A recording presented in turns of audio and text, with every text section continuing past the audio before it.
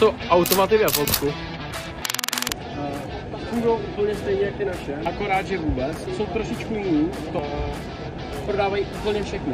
Od studenej a některý mají i teplý. Mám to znát, tyhle jsou teplý. Vybereme si produkt, naházíme cash,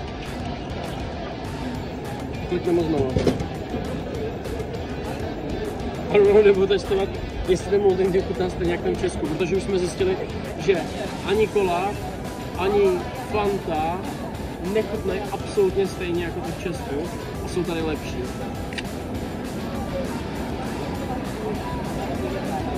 Kámo, i ten Mountain Dew je lepší. Automaty v Japonsku jsou úplně všude. Nádraží, parky, uličky, město, kdekoliv, kde jste, tak vždycky je nějaký automat. Ať už na zmrzlinu, na pití, nebo na teplý kafe, na cokoliv.